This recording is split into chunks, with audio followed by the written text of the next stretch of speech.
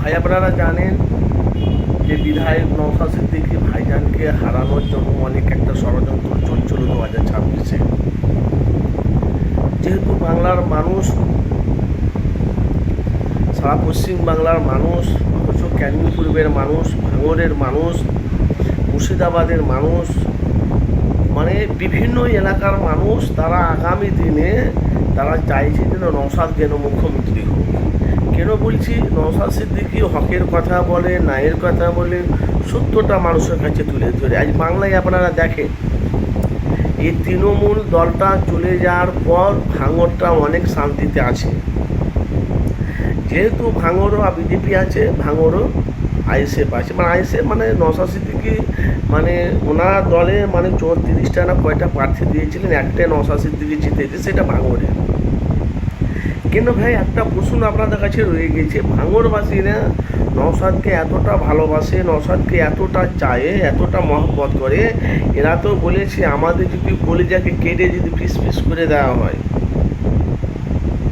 আমাদের কলিজাকে যদি কেটে পিস পিস করে দেওয়া হয়, তবু নওশাদ সিদ্দিকীর মতন বাংলাতে কি বাংলার বাইরে ভারতবর্ষতে নওশাদ সিদ্দিকীর মতন দ্বিতীয় ব্যক্তি পাওয়া যাবে না।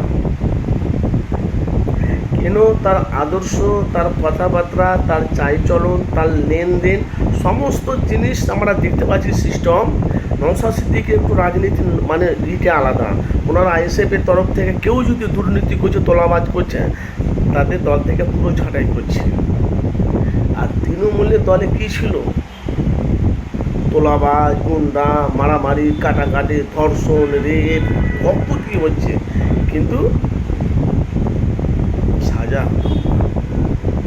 মানে নাই, বিচার পেত না। এখন দেখেছেন এই যে বাংলাতে বিজেপি সরকারকে বাংলার মানুষ ভোট দিয়ে, হিন্দু মুসলমান ভোট দিয়ে বাংলাতে বিজেপিকে এনেছে একটাই কারণ, দুর্নীতিকে মুক্ত করার জন্য, দুর্নীতিকে বন্ধ করার জন্য বাংলার মানুষ বিজেপিকে এনেছে। দেখেছেন একে একে একে দুর্নীতি মুক্ত করছে। আবার একদিকে দেখছি বাংলার মানুষ তারা মমতাকে চাইছে।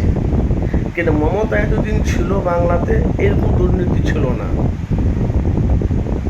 মমতা থেকে মানে গরিব অসহায় মানুষরা রাস্তাতে প্ল্যাটফর্মে যে হকাইদের নিয়ে তারা উচ্ছেদ করেছে, তাদের ঘর বাড়িতে বল্টু যাতে ভেঙে গেলেছিল না মমতায়।